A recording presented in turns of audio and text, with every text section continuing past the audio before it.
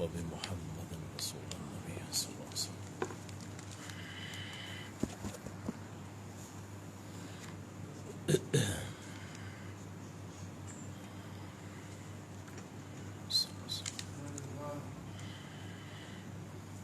السلام علیکم ورحمۃ اللہ وبرکاتہ. الحمد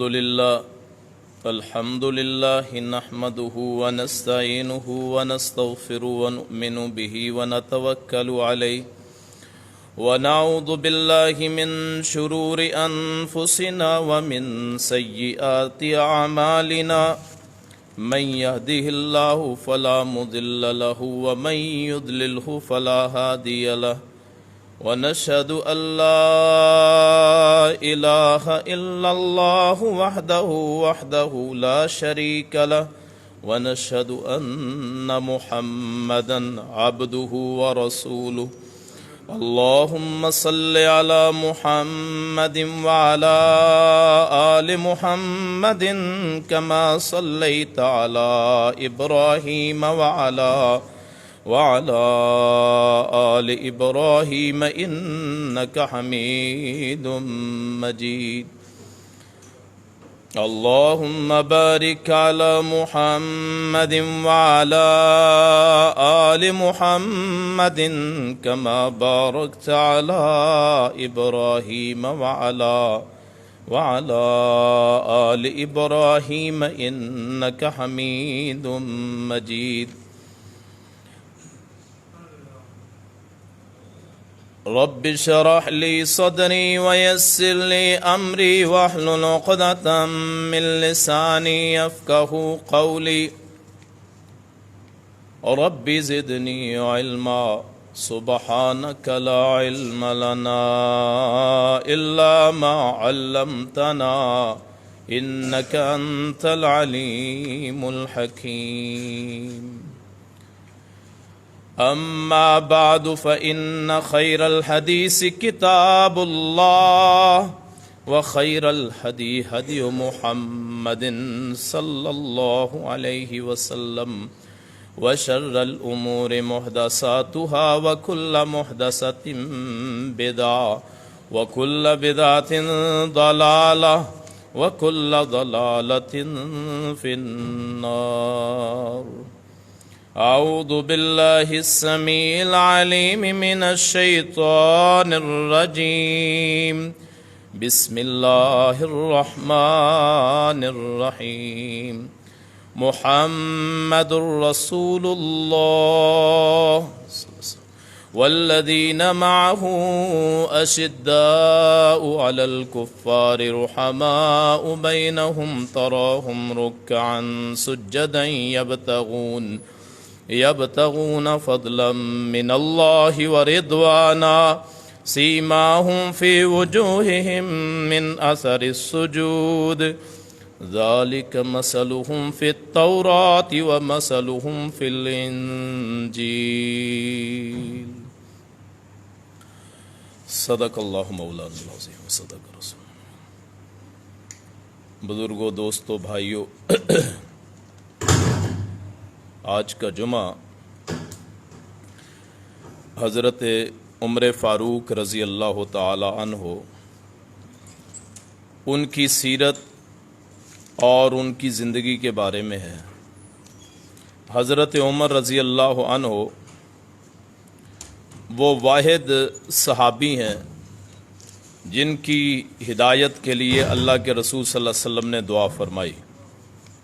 آپ وہ عظیم شخصیت ہیں کہ جن کو رسول کائنات صلی اللہ علیہ وسلم کی مراد قرار دیا گیا. وہ واحد صحابی ہیں کہ جن کے اسلام لانے کے بعد مسلمانوں نے سب کے سامنے اللہ کا نام لینا شروع کیا. آپ کے اسلام لانے سے پہلے مسلمان چھپ کے عبادت کیا کرتے تھے. حضرت عمر فاروق رضی اللہ تعالی عنہ کے اسلام لانے کے بعد سارے مسلمان خانہ کعبہ میں اور اعلانیہ اللہ کی عبادت کرنا شروع ہوئے.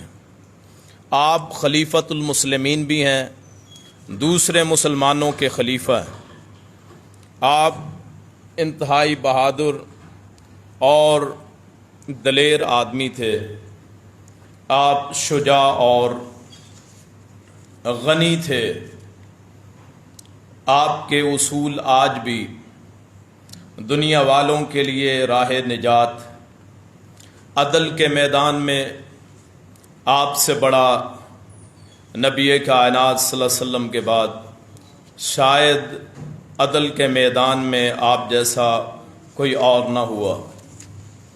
آپ کا ثانی کوئی نہیں، آپ کا مقابلہ کوئی نہیں۔ آپ زندگی میں رسول اللہ کے ساتھ رہے صلی اللہ علیہ وسلم جب سے اسلام لائے، اور آپ کے وزیر اور مشیر بنے جب وفات رسول ہوئی، اور اس کے بعد آپ حضرت ابو بکر کے وزیر اور مشیر بنے، ان کے بعد پھر خلیفۃ المسلمین بنے، اور جب ان کی وفات ہوئی تو آپ کی قبر مبارک اسی کمرے کے اندر بنی جس کمرے میں کائنات کے سرور، تاجور کائنات کے سب سے عظیم حضرت محمد الرسول اللہ کی شخصیت آرام فرما رہی ہے۔ اللہ کی کروڑوں رحمتیں ہوں، اربوں کھربوں رحمتیں برسیں حضرت عمر فاروق رضی اللہ تعالی عنہ پہ۔ اور اگر دو شخصیات کو آپ اسلام کی تاریخ سے نکال دیں، ابو بکر اور عمر، اگر ان کو جن کو شیخین کہا جاتا ہے، شیخ کا مطلب ہوتا ہے جس کا احترام کیا جائے، عمر کے لحاظ سے بھی ہو سکتا ہے، علم کے لحاظ سے بھی ہو سکتا ہے۔ یہ آپ دونوں ایسی ہستیاں ہیں کہ اگر ان کو تاریخ اسلام سے نکال دیا جائے تو باقی کچھ نظر نہیں آتا۔ مثلا آپ کی وفات کے بعد، نبی کائنات صلی اللہ علیہ وسلم کے چلے جانے کے بعد 4 قسم کے فتنے کھڑے ہوئے۔ ان چاروں فتنوں کو کنٹرول کیا حضرت ابو بکر صدیق رضی اللہ تعالی عنہ۔ ختم نبوت، مسیلمہ کذاب کا خاتمہ کیا، زکوٰۃ کے منکروں کا خاتمہ کیا، اور جو قبائل مرتد ہو گئے تھے ان کا خاتمہ کیا۔ اس کے علاوہ جتنی سازشیں تھیں ان تمام کا خاتمہ حضرت ابو بکر صدیق کے ہاتھوں ہوا۔ اور اس سے بھی بڑی بات یہ ہے کہ آپ نے اپنی وفات سے پہلے سیدنا اسامہ رضی اللہ تعالیٰ عنہ، زید بن حارثہ کے بیٹے، ان کو اپنے والد کی شہادت کا بدلہ لینے کے لیے روانہ کرنے لگے تھے۔ آپ کی وفات کی وجہ سے وہ قافلہ، وہ لشکر رک گیا تھا۔ تو سب سے پہلے حضرت رسول اللہ کی وفات کے بعد صلی اللہ علیہ وسلم اور خلیفہ بننے کے بعد حضرت ابوبکر صدیق نے سب سے پہلے اس لشکر کو روانہ کیا۔ لوگوں نے کہا بھی کہ اگر آپ اس وقت لشکر کو بھیجیں گے تو مدینہ تو خالی ہو جائے گا۔ انہوں نے کہا اگر میری لاش کو پرندے آ کے نوچنا شروع کر دیں اور یہاں کوئی نہ رہے، اس لشکر کو جسے رسول اللہ نے روانہ کیا ہے ابو بکر کبھی اس کو روک کے نہیں رکھے گا صلی اللہ علیہ وسلم۔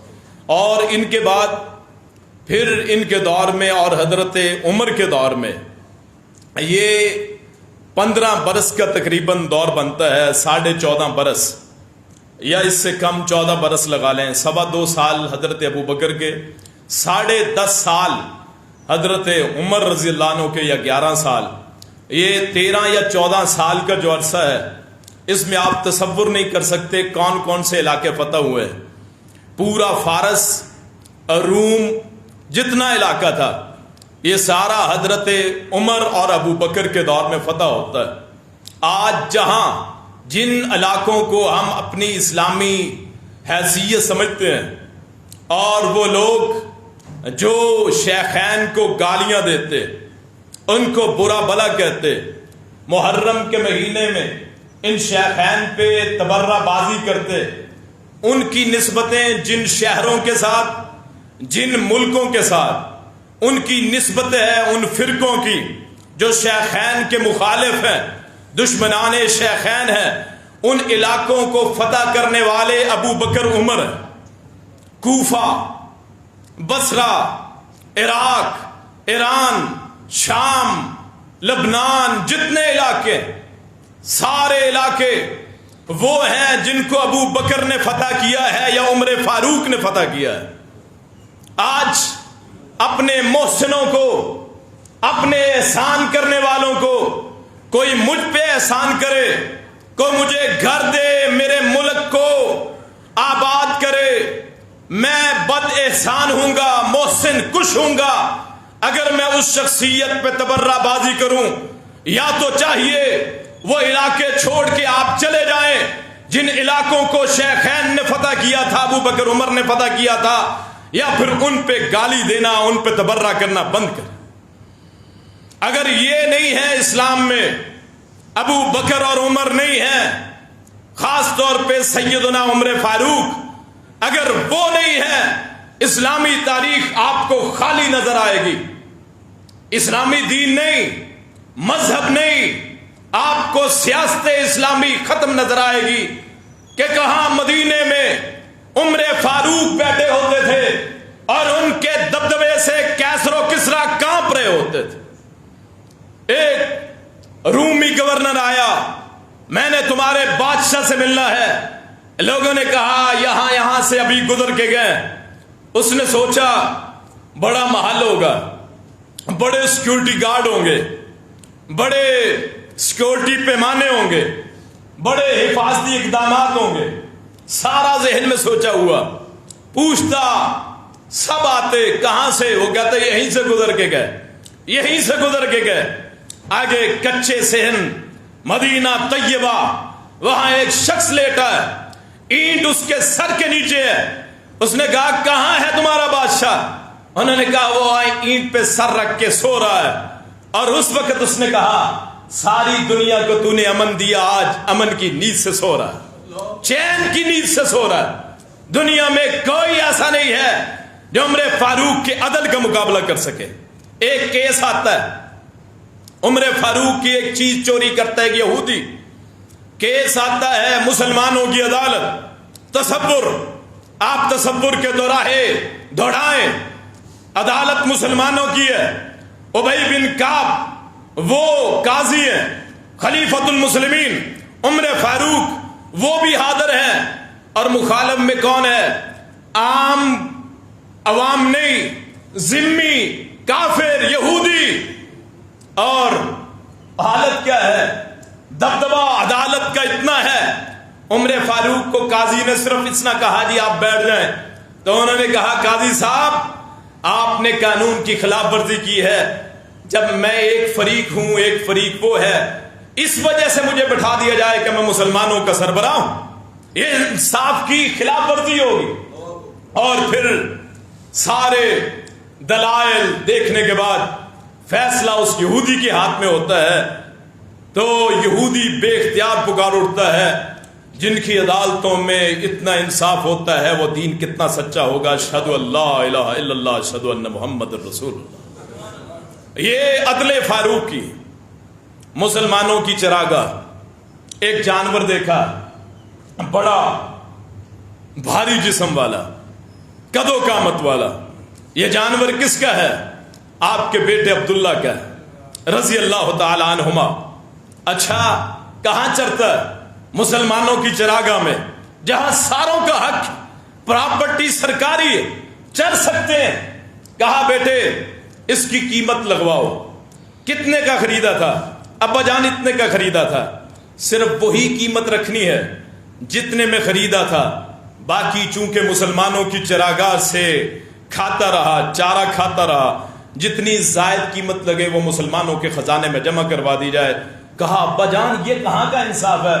انہوں نے کہا میرا دل نہیں مانتا کہ عمر کے گھر میں کوئی غیر ذرہ باہر سے آئے، میرا وہی حق ہے جو عام مسلمانوں۔ خطبہ دے رہے، یہاں تو تحفظ مل جاتا ہے، استثناء مل جاتا ہے۔ آپ کے قانون میں لکھا ہے اگر صدر قتل کر دے، قاتل ہو، اسے آپ کا قانون نہیں پکڑ سکتا، اسے استثناء۔ پاکستان کے قانون میں اگر آپ کا صدر وہ کسی کو قتل بھی کر دے اسے کوئی پکڑ نہیں سکتا ہے. یہ آپ کے انصاف کے ترازو ہیں, آپ کی عدالتیں ہیں, سارا کچھ ہے. ایک قمیض پہنی ہے, ایک نیچے تہ بند پہنا ہے. ایک آدمی کھڑا ہوتا ہے, بدوی آدمی. کیا یہاں مثال کوئی بیان کر سکتا ہے؟ کیا ہمارے معاشرے میں اس کا تصور کیا جا سکتا ہے کہ 22 لاکھ مربع میل کا مالک, مفتی بھی ہے, امام بھی ہے, خطیب بھی ہے, حکمران بھی ہے, اس سے پوچھتا ہے ایک بدوی آدمی, عام آدمی, ہمارے لیے جو چادریں آئی تھیں آپ کے لیے بھی آئی تھیں عمر فاروق, اے خلیفۃ المسلمین, ہم آپ کا حکم نہیں مانیں گے. کہا وجہ کیا ہے؟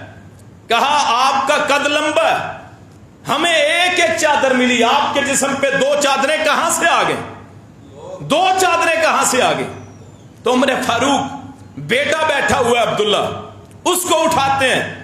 اے عبداللہ آج اپنے باپ کی گواہی دے, وگرنہ آج کے بعد تیرا باپ محمد کے ممبر پہ کھڑا نہیں ہو سکے گا صلی اللہ علیہ وسلم. تو بیٹا کھڑا ہوتا ہے. کہاں ہے یہ قانون؟ دنیا میں کوئی ایسا قانون ہے؟ عدالت فاروقی سے بڑھ کے کوئی عدل ہے؟ وہ بیٹا کھڑا ہوا, میرے بابا کا قد لمبا ہے, جسم لمبا ہے. میں نے سوچا میرے بابا کے جسم پہ ایک چادر نہیں آ سکتی, 2 چادروں سے گزارا ہوگا. جیسے عام مسلمانوں کو حصہ ملا تھا, مجھے بھی ایک چادر ملی. میں نے وہ اپنے بابا امیر المومنین کو دے دی تاکہ ان کا لباس بن سکے, اور آج یہ آپ کے سامنے پہنے کھڑے ہیں. تو کائنات گواہی دیتی ہے کہ وہی بدوی آدمی, وہی اعتراض کرنے والا کہتا ہے عمر جہاں حکم دے گے ہم چلنے کے لیے تیار. معاشرہ ایسا بنا دی, عدالت ایسی بنا دی, سلسلہ ایسا بنا دیا. اور نبی کائنات نے فرمایا صلی اللہ علیہ وسلم, فرمایا لو کان بعدی نبی, لو کان بعدی نبی لکان عمر, اگر میرے بعد کوئی نبی ہوتے تو عمر ہوتے. کیوں کہا تھا؟ اس لیے کہ آپ سچے, ستھرے, صاف. اور رسول اللہ نے فرمایا عمر تیرے دوست کم ہوں گے, تیرا دوست ہی کوئی نہیں ہوگا. اللہ کے رسول کیا مسئلہ ہے؟ فرمایا تو سچ اتنا بولتا ہے, تیرے ساتھ رہنے کے لیے تیار ہی کوئی نہیں, منہ پہ بات کرنے والا, بات نہ چھپانے والا. اور قرآن کے کتنے ہی مسائل وہ حضرت عمر کی رائے کے مطابق نازل ہوئے. پردے کا حکم, زنا کا حکم, حد قذف, یہ جتنے ہیں معاملات, شراب کی حرمت, حضرت عمر نے کہا کچھ دن پہلے کہا کہ شراب کو حرام کر دیں. اللہ کریم نے ارشاد فرمایا یا ایھا الذین آمنوا انما الخمر والمیسر والانصاب والازلام رجس من عمل الشیطان فاجتنبوہ. یہ جو شراب ہے, خمر ہے, پانسے کے تیر ہیں, جوا ہے, یہ پھینکنے کے بت ہیں, یہ سارے شیطان کے کاموں میں سے ہیں, ان سے بچو تاکہ تم کامیاب ہو جاؤ. اللہ کریم نے حضرت عمر کی رائے کو قرآن بنا کے نازل کر دیا. اور ایک روایت آتی ہے ام سلمہ سے رضی اللہ تعالی عنہ سے, ام المومنین سے, ان کے بارے میں منقول ہے کہ قرآن اترتا ہمارے گھر میں محمد کائنات پہ, لیکن اترتا عمر کی رائے کے مطابق تھا. اترتا عمر کی رائے کے مطابق, اترتا محمد رسول اللہ صلی اللہ علیہ وسلم. اور بہادر کتنے ہیں, دلیر کتنے ہیں, شجاع کتنے ہیں, جب کلمہ پڑھتے ہیں. آئے تھے مارنے, دشمن تھے, اور رسول اللہ دعا کرتے ہیں رات کو, اللہم اعز الاسلام بعمر ابن ہشام او بعمر ابن الخطاب, اے اللہ اسلام کو عزت دے دے, میں تیرے دین کی سربلندگی, ہجرت کا, نبوت کا 6واں سال, واضح تبلیغ 3 سال ہو گئے, بڑے بڑے سردار مخالف, رسول اللہ دعا مانگتے ہیں. میں ایک دعا میری ہے, ایک دعا آپ کی ہے, امتی کی دعا ہے, اللہ سے مانگتا ہے, اللہ قبول کرتا ہے. ایک دعا وہ ہے جو محمد کے منہ سے نکلتی ہے, ہاتھ رسول اللہ کے اڑتے ہیں, دربار رسول اللہ ہے, اللہ کی بارگاہ میں ہاتھ اڑتے ہیں. اور اللہ کریم کیا کہتے ہیں؟ اللہ کریم کہتے ہیں پیغمبر ہم نے تیری دعا کو قبول کر لیا ہے. اگلا دن ہوتا ہے, اللہ اکبر, یہ عمر بن ہشام ابو جہل ہے جسے ہم ابو جہل کہتے ہیں, یہ عمر بن خطاب, دونوں بڑے سردار, چودھری. اے اللہ اسلام کو عزت دے, عمر بن خطاب کے ساتھ یا عمر بن ہشام کے ساتھ, اگر یہ مسلمان ہو جائیں مسلمانوں کو عزت مل جائے. اور جسے رسول اللہ مانگ رہے ہیں. اللہ اکبر. اگلا دن آتا ہے, وہ نکلتے ہیں راستے میں, پوچھتے کہاں ہے محمد صلی اللہ علیہ وسلم. مارنے نکلے, قتل کرنے کے ارادے سے, آج معاملہ ہی ختم ہو جائے. دروازے پہ پہنچتے ہیں. ارقم کا گھر ہے. اسلام میں 2 تعلیمی ادارے رسول اللہ نے بنائے صلی اللہ علیہ وسلم. ایک دار ارقم ہے, ایک اصحاب صفہ کا چبوترا. آج بھی مدینہ طیبہ میں وہ چبوترا وہاں موجود ہے. رسول اللہ استاد ہیں, صحابہ شاگرد ہیں. استاد کتنا اچھا ہے, شاگرد کتنے اچھے ہیں, بڑے شفیق مشفق. اللہ اکبر. وہاں دروازہ کھٹکھٹاتے ہیں, پتہ چلا عمر آ رہا ہے, ننگی تلوار. اور یہاں تاریخی بڑے واقعات یہاں اختلاف ملتے ہیں. حضرت حمزہ کہتے ہیں لوگ گھبرا گئے, پریشان ہو گئے. عمر آ گیا سیدھا, تلوار پکڑی ہوئی, آج کسی کو نہیں چھوڑے گا. تو حضرت حمزہ کہتے ہیں خیریت سے آیا ہے تو آنے دو, بغیر نہ ہم مقابلہ کریں گے, ہم مقابلہ کریں گے. تو رسول اللہ کہتے ہیں دروازہ کھول دو, میں نے اللہ سے دعا کی ہوئی ہے, میں نے اللہ کو پکارا ہوا ہے, میری دعا ہے. نبی کی دعا اللہ سنتا ہے. کیوں؟ وہ فرشتہ بھی پہنچا دیتا ہے, اس کا دل پاک صاف ہوتا ہے. نبی کائنات کا 2 مرتبہ شک صدر ہوا, جیسے ہم بائی پاس کرتے ہیں کہ دل باہر نکال کے رکھ دیا جاتا ہے, وہاں ایک چیز میں لگا دیا جاتا ہے.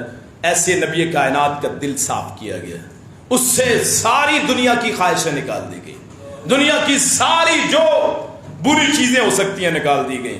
جنت سے نور لایا گیا, زمزم سے دھویا گیا. محمد کائنات کا دل صلی اللہ علیہ وسلم. دنیا میں کوئی اتنا بڑا انسان نہیں جتنا محمد الرسول اللہ صلی اللہ علیہ وسلم. ان کی اور عمر آتے ہیں, آقا پہ نظر پڑتی ہے, وہی جو دشمن تھا مسکرانے لگتے ہیں. عمر کیسے آئے ہو؟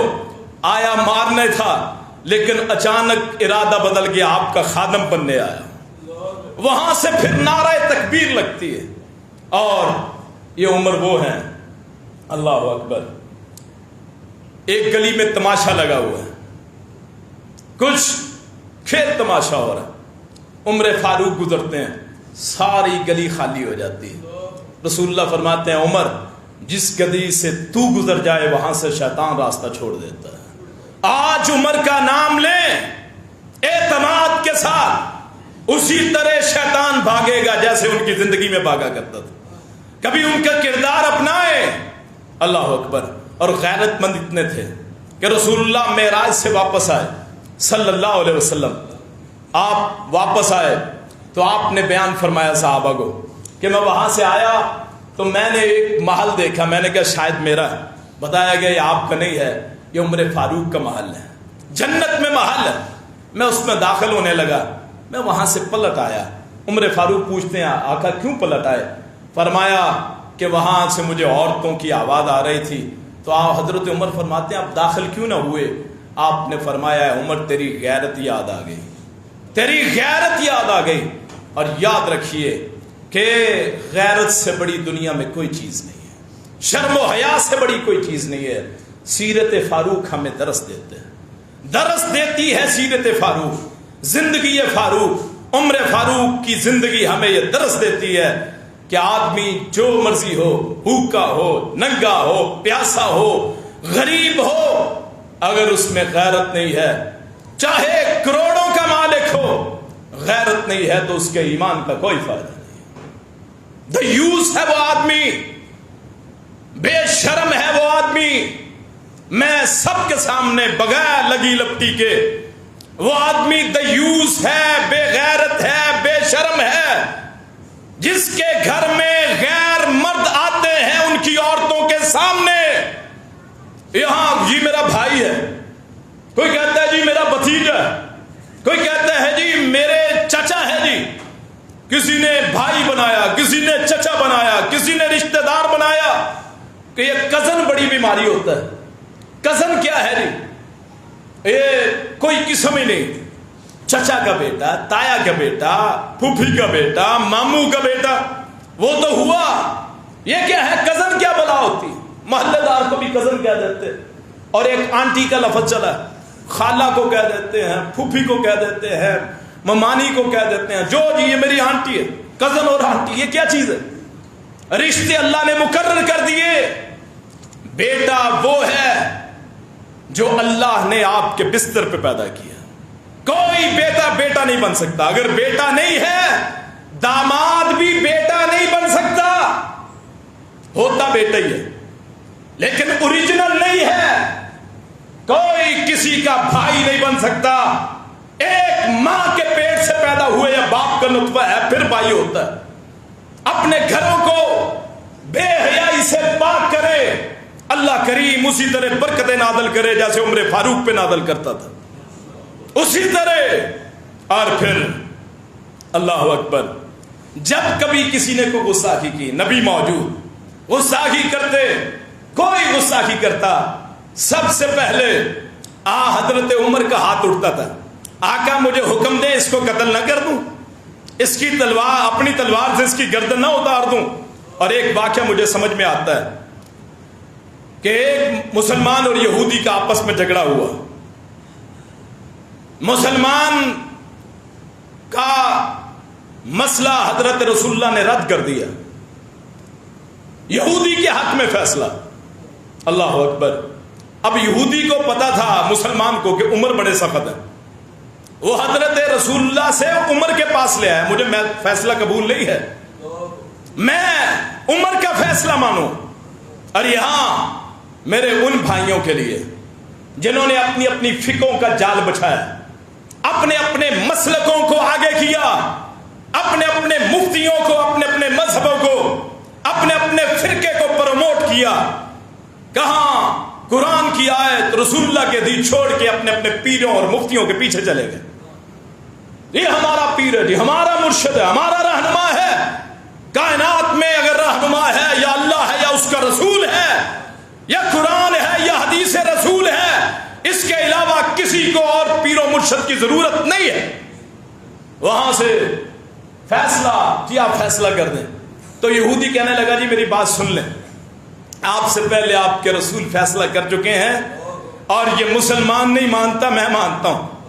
مسلمان نہیں مانتا میں مانتا ہوں. عمر گھر جاتے ہیں تلوار لے کے آتے ہیں. بعض روایت میں آتا ہے کہ مارتے نہیں ہیں, بعد میں آتا ہے کہ اس کی گردن اڑال دیتے ہیں کہ جسے محمد کا فیصلہ قبول نہیں اسے زندہ رہنے کا حق حاصل نہیں ہے.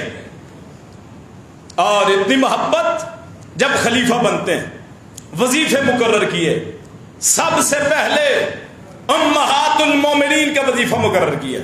کیوں؟ نبی کی بیویاں النبی اولا بالمؤمنین من انفسہم وازواجہ امہاتہم. نبی کی بیویاں ہمارے لیے مائیں ہیں. ہماری مائیں ان کے پاؤں کی خاک پہ قربان ہے جو محمد کی بیویاں ہیں صلی اللہ علیہ وسلم. تو سب سے زیادہ 12,000 وظیفہ مقرر کیا. پھر آل رسول کو پہلے لے کے آئے, اولاد رسول کو لے کے آئے. آج عمر پہ بہتان لگانے والے, عمر فاروق کو برا کہنے والے, مجلسوں میں ذاکر بٹھا کے عمر فاروق کی توہین کرنے والے, ان کے سامنے میں کہتا ہوں حضرت عمر نے سب سے پہلے وظائف میں ترجیحات میں اگر کسی کو ترجیح دی ہے تو نبی کے اہل بیت کو دی. ایران فتح ہوا, 2 وہاں سے شہزادیاں آئیں, 2 شہزادیاں آئیں وہاں سے.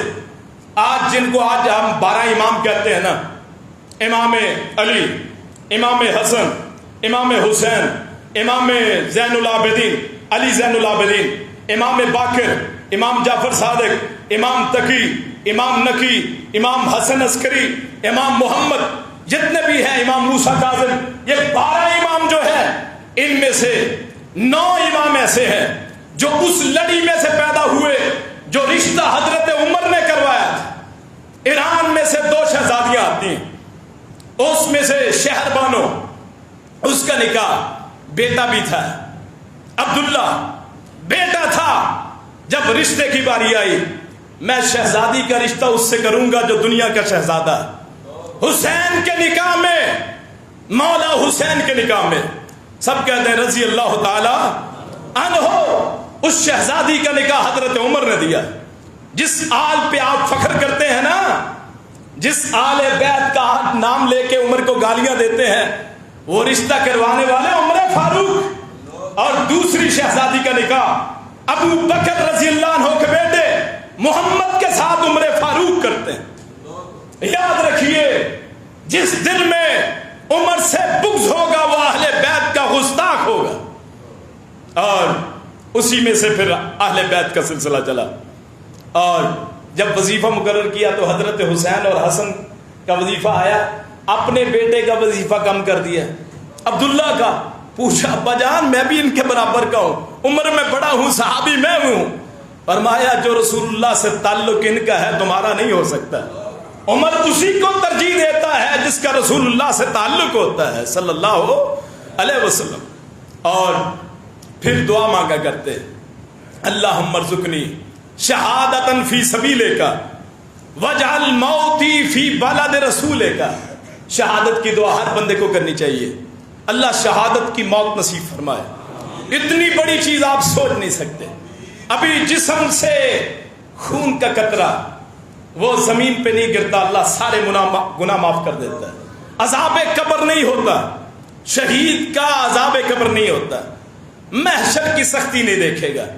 اللہ محشر میں جائے گا، وہی خون جو اس کا خون زمین پہ بہا، گولی لگنے سے، تیر لگنے سے، بم لگنے سے، اللہ اس کو کستوری کی خوشبو والا بنا دے گا، اور کوئی حساب نہیں ہوگا۔ 70 آدمیوں کی سفارش کرے گا، 70 آدمی۔ تو یہاں مدینے میں دعا مانگتے ہیں، اے اللہ مجھے شہادت کی موت نصیب فرما، اور میری موت میرے نبی کے شہر میں کر دے، اپنے نبی کے شہر میں کر دے۔ اور اللہ نے کیسا سبب بنایا، ایک مجوسی آتا ہے ابو لولو فیروز نام، وہ ایک جھگڑا تھا مسلمانوں میں، ایک اس کا اور ایک مسلمان کا، تو وہ فیصلہ حضرت عمر اس مسلمان کے حق میں کر دیں تو وہ غصے میں آ گیا۔ تو حضرت عمر نے پوچھا تم چکی بناتے ہو؟ چکیاں بناتا تھا یا آٹے والی؟ اس نے کہا چکی بناتا ہوں۔ کہا مجھے بھی ایک بنا کے دو۔ اس نے کہا میں آپ کو ایسی چکی بنا کے دوں گا کہ دنیا یاد کرے گی۔ تو عمر جیسے بڑے سمجھدار تو کہنے لگے مسلمانوں کو اس نے مجھے قتل کی دھمکی دی ہے۔ کہا پکڑ لیں؟ کہا نہیں، جب تک آدمی جرم نہ کریں اس کو پکڑا نہیں جا سکتا ہے، نہیں پکڑا جا سکتا۔ رسول اللہ کو خواب آتی ہے، رسول اللہ فرماتے ہیں، صحابہ کو بیان کرتے ہیں کہ میں ایک کنویں سے پانی نکال رہا تھا، ڈول کے ساتھ پانی نکالا، ابو بکر آئے، انہوں نے 1-2 ڈول کھینچے، کمزوری تھی نکالنے میں، اللہ ان کو معاف کرے۔ پھر عمر آئے، اتنا پانی نکالا، اس ڈول کو اللہ نے بڑا ڈول بنا دیا، اور اتنا پانی نکالا کہ اس کے ساتھ لوگ سیراب ہو گئے، جانور سیراب ہو گئے۔ کسی نے پوچھا وہ کیا ہے؟ فرمایا یہ دین ہے، دین کہ عمر فاروق اتنا کام کرے گا کہ کائنات میں اس کے بعد اور کوئی کام نہیں کرے گا۔ اور رسول اللہ صلی اللہ علیہ وسلم نے دیکھا کہ خواب میں دودھ پی رہے، اور اس دودھ کو لیا کس نے ہے؟ عمر فاروق نے۔ وہ دودھ خواب میں رسول اللہ کے بعد عمر فاروق لیتے ہیں۔ کسی نے پوچھا اس کی تفسیر کیا ہے؟ کہا علم، رسول اللہ کے بعد اگر امت میں سب سے بڑا عالم ہے تو عمر فاروق، عمر فاروق کا۔ اگر کوئی خواب میں دیکھے نا میں دودھ پی رہا ہوں تو یہ علم کی علامت ہوتی ہے۔ خواب میں اگر آپ دودھ دیکھیں نا کہ دودھ پی رہا ہے تو یہ علم کی علامت ہوتی ہے۔ تو حضرت عمر نے دودھ کس سے لیا ہے؟ محمد رسول اللہ صلی اللہ علیہ وسلم سے۔ اور پھر رسول اللہ نے فرمایا صلی اللہ علیہ وسلم، فرمایا حضرت حذیفہ راوی، اور یہ حضرت عمر خود حدیث سنا کرتے تھے۔ حضرت عمر نے پوچھا حذیفہ سے رضی اللہ عنہ سے، صحابی رسول سے، یہ رسول اللہ کے رازدان تھے، سر رسول اللہ، کہ وہ فتنوں والی حدیث بیان کرو۔ اس نے کہا جی آپ کا تعلق کیا ہے؟ اور آپ کے ہوتے ہوئے فتنہ نہیں آ سکتا۔ رسول اللہ کہتے ہیں کہ عمر فاروق کے ہوتے ہوئے نہ شیطان آ سکتا ہے نہ کوئی فتنہ اڑ سکتا ہے۔ انہوں نے کہا اچھا وہ فتنہ کب آئے گا؟ انہوں نے کہا جب وہ دروازہ ٹوٹے گا، وہ دروازہ ٹوٹے گا۔ حضرت عمر شہید ہوتے ہیں تو اس کے بعد حضرت حذیفہ سے مسروق ہیں ان کے شاگرد، وہ پوچھتے ہیں کہ ہم نے کہا جی آپ کو پتا تھا حضرت عمر کو وہ دروازہ کون سا؟ اللہ کے رسول نے فرمایا تھا کہ وہ جب تک دروازہ ہے اس وقت تک فتنہ نہیں آ سکتا۔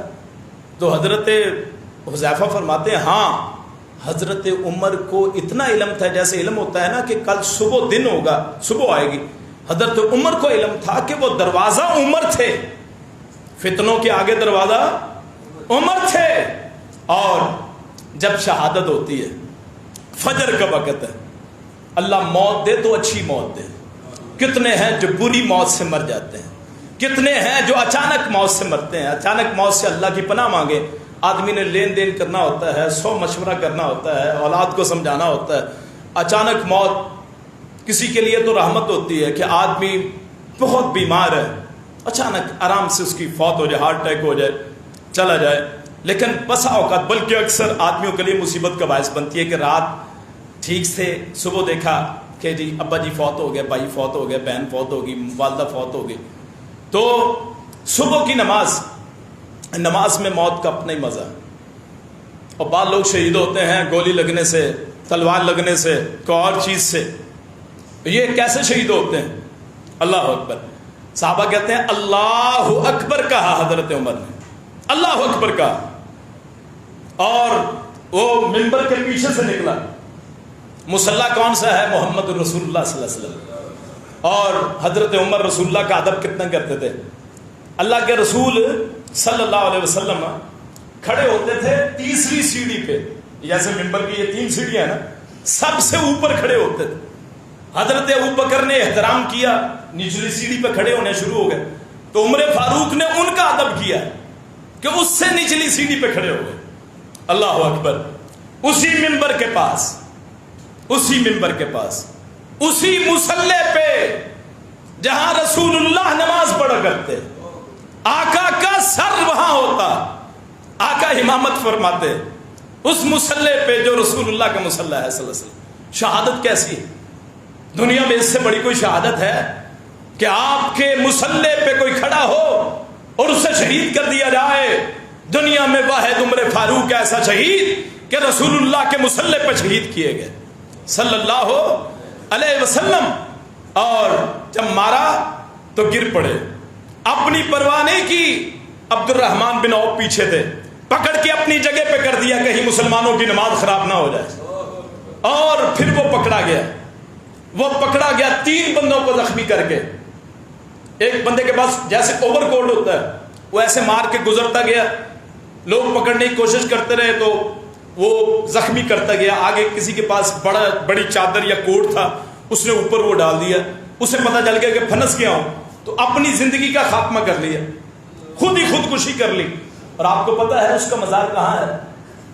اس حضرت عمر کے قاتل کا مزار کس ملک میں ہے؟ ایران میں اس کا مزار بنایا گیا. وہاں لوگ زیارت کے لیے جاتے کہ عمر فاروق کے قاتل کا مزار. اسلام، آپ اتحاد کی بات کرتے ہو، عمر فاروق کے قاتل کے مزار بنانے والے اور اس کو اللہ کا ولی سمجھنے والے، آج بھی مزار موجود ہے، قبر موجود ہے، ایران میں موجود ہے. جدید دور ہے، نکال لیں، آپ گوگل کریں، ابو لولو فیروز مجوسی لکھیں، اس کی قبر نکلے گی تو ایران میں نکلے گی. کس اتحاد کی بات کرتے ہو؟ اور ہم اس شخصیت کو ماننے والے جس شخصیت نے کہا میں آیا، ابو بکر آیا، عمر آیا، میں گیا، ابو بکر گئے، عمر گئے. رسول اللہ نے فرمایا صلی اللہ علیہ وسلم زندگی میں ساتھ، قبر میں ساتھ، حشر میں ساتھ. آج بھی عمر فاروق کے دشمنوں کے لیے اللہ نے عبرت بنا دی ہے. جاؤ جتنا مرضی حسد کر لو، ہم نے اس کی قبر محمد رسول اللہ کے ساتھ بنائی ہے. اور عادل کتنا ہے، خزانے کا کتنا خیال رکھنے والا ہے. پھر میرے بھائی مجھے کہتے ہیں جی آپ سیاست میں پڑ جاتے ہیں. جب زخمی ہوئے 3 دن بستر پہ رہے، 3 دن. شہد کی ضرورت، طبیب نے کہا جی شہد وہ زہر کو ختم کرتا ہے، شہد کی ضرورت. یہ کون سا میل ہے؟ 22 لاکھ مربع میل کا مالک. کتنا عظیم ہے. مسلمانوں کو بلایا، مسلمانوں میں نے تمہاری ساری زندگی خدمت کی ہے، مجھے آج شہد کی ضرورت، چاہتے جو مرضی لے جاتے، مجھے شہد کی ضرورت ہے. امیر المومنین آپ پوچھتے کیوں ہیں، لے کیوں نہیں لیتے؟ کہاں کہیں میرے مرنے کے بعد یہ نہ کہہ دینا کہ عمر نے بغیر اجازت کے شہد بھی لیا تھا۔ آج لاکھوں کروڑوں خرچ کیے جاتے ہیں، ممبروں کو خریدا جاتا ہے، پارلیمنٹرین کو، اور آپ کس کا نام لیتے ہیں اور حمایت کرتے ہیں؟ اللہ تعالیٰ ہدایت نصیب فرمائے۔ اور وفات سے پہلے اپنے بیٹے کو بلایا، اے بیٹے عبداللہ، تو میرا لخت جگر ہے، لو مسلمانوں کو اکٹھا کرو۔ 6 بندے یہ جن سے رسول اللہ خوش ہو کے گئے تھے دنیا سے، 10 بندے جن کو آپ نے جنت کی بشارت دی، 10 مبشرہ، یہ نوجوانوں کو، بچوں کو شاید علم نہیں ہے، شاید بڑوں کو بھی، 10 مبشرہ، 10 وہ خوش نصیب جن کو رسول اللہ نے اپنی زبان سے فرمایا تو جنت میں۔ ابو بکر فی الجنہ، عمر فی الجنہ، عثمان فی الجنہ، علی فی الجنہ، طلحہ فی الجنہ، زبیر فی الجنہ، سعد فی الجنہ، سعید فی الجنہ، عبد الرحمن ابن عوف فی الجنہ، ابو عبیدہ ابن الجراح فی الجنہ۔ یہ 10 بندے ہیں، ان میں سے ابو عبیدہ فوت ہو گئے، ابو بکر فوت ہو گئے، خود شہادت پہ، اور ایک ہے بہنوئی ان کا سعید بن زید، وہ بھی 10 مبشرہ میں سے۔ کہا ان 5 میں سے میرے بہنوئی کو نہیں بنانا، میرے بیٹے کو خلیفہ نہیں بنانا۔ یہاں نسلوں کی سیاست چلتی ہے، باپ کے بعد بیٹا، پھر بیٹا، پھر بیٹا، غلامی در غلامی در غلامی۔ کسی نے کہا بیٹے کو بنا دیں، اور آپ کے بعد خلیفہ بیٹے عبداللہ کو بنا دیں، بڑا سمجھدار ہے۔ انہوں نے کہا میرا بیٹا میرے بعد خلیفہ نہیں بنے گا، لوگ کہیں یہ نہ کہہ دیں کہ عمر خیانت کر کے گیا۔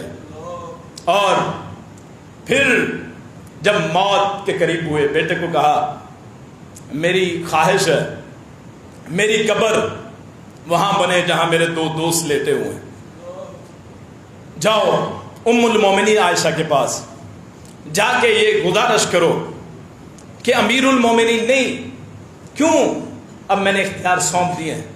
عمر کہتے ہیں، امیر المومنین نہیں، عمر کہتے ہیں کہ میں ساری زندگی جن کے ساتھ رہا، ایک خواہش ہے کہ موت کے بعد بھی ان کے ساتھ رہوں، کل قیامت کا دن ہو، ایک طرف رسول اللہ کے ابو بکر ہو، ایک طرف میں، قبر میں سے اکٹھے نکلیں، اجازت لے کے آؤ۔ ام المومنین عائشہ رو پڑتی، کیوں؟ روزہ ان کا ہے، گھر ان کا ہے۔ انہوں نے کہا ہاں میں اجازت دیتی ہوں، میں نے سوچا تھا کہ میری قبر یہاں بنے گی، لیکن عمر ان کی خواہش ہے تو اپنی خواہش قربان کر دی۔ پھر آ کے بتایا، خوش ہو گئے۔ اللہ کے بندے، ان کو نیک قبریں مل جائیں، نیکوں کا ساتھ مل جائے، اور کیا چاہیے؟ وہ جہان اور ہے، یہ جہاں اور ہے۔ یہ میری اور آپ کی سمجھ میں آنے والی بات نہیں ہے کہ کسی کی قبر نیکوں کے ساتھ بن جائے، کسی کی بروں کے ساتھ بن جائے، کہاں ساتھ میں عذاب ہو رہا ہو اور آپ اس میں موجود ہو۔ کہا ہے بیٹے، یا تو شاید میری زندگی کی وجہ سے کہہ دیا ہو جب میں فوت ہو جاؤں میرا جنازہ اٹھانا، میری چارپائی ام المومنین کے گھر پہ لے کے جانا، کہ زندگی میں اجازت مانگی تھی آپ نے اجازت دے دی، اب شہادت کے بعد اس کی میت کو اجازت دیں کہ اس میں دفن ہو جائے۔ وہاں پھر رسول اللہ کے ساتھ دفن کر دیے گئے۔ اللہ کی کروڑوں رحمتیں ہوں، اربوں خربوں رحمتیں ہوں عمر فاروق رضی اللہ عنہ کی زندگی پہ اور ان کے عدل پہ۔ اللہ کریم ان ہستیوں کو ہمیں ہمیشہ ان کا تابع دار بنائے اور ان کے پیچھے چلنے والا بنائے۔ آخری حدیث سنا کے بعد ختم کرتا ہوں۔ رسول اللہ نے فرمایا علیکم بسنتی و سنت الخلفاء الراشدین المہدیین، اے لوگو تم پہ لازم ہے میرا طریقہ، محمد کا طریقہ، اور ان خلیفوں کا طریقہ جو ہدایت یافتہ بھلائی والے ہیں۔ تو آج اگر بکھری ہوئی عوام ہے، لوگوں کے اپنے اپنے راستے ہیں، فرقے بنے ہوئے ہیں، یہاں اکثر میں تقریروں میں کہتا ہوں، جمعوں میں کہتا ہوں، جہاں بھی جاتے ہیں وہاں سناتے ہیں کہ کتنے مسلمان کلمہ ایک، قرآن ایک، نبی ایک، دین ایک، تو بکھرے ہوئے کیوں ہیں؟ کیوں فرقوں میں بٹ گئے؟ کیوں جماعتوں کے پیچھے چلے؟ کسی نے نام اہل سنت رکھ لیا، کسی نے اہل حدیث رکھ لیا، کسی نے اپنے آپ کو دیوبندی کہا، فخر محسوس کیا، ہائے ہائے افسوس۔ کسی نے اپنے آپ کو بریلی کہا، افسوس۔ کسی نے اپنے آپ کو قادری کہا، چشتی کہا، فلاں فلاں فلاں۔ اور نسبت محمدی کیوں نہیں ہے، جس نسبت پہ رسول اللہ دین لے کے آئے تھے؟ آپ اور میں اس رسول اللہ کے کل ہاتھ ہوگا، ہمارا گریبان ہوگا، خاص طور پہ ان مولویوں کا، ان ممبروں کے وارثوں کا جنہوں نے فرقہ پرستی پھیلائی۔ آج سے عہد کریں جتنے یہاں موجود ہیں کہ آج کے بعد کوئی پیر و مرشد نہیں ہے، کوئی رہنما نہیں ہے، پیر بھی ایک ہے، مرشد بھی ایک ہے، رہنما بھی ایک ہے، جس کا نامی اسم گرامی محمد رسول اللہ صلی اللہ علیہ وسلم۔ اللہ پاک ہدایت اور توفیق عطا فرمائے، اللہ کریم احوال درست کرنے کی توفیق عطا فرمائے۔ آخر دعوانا الحمدللہ رب العالمین۔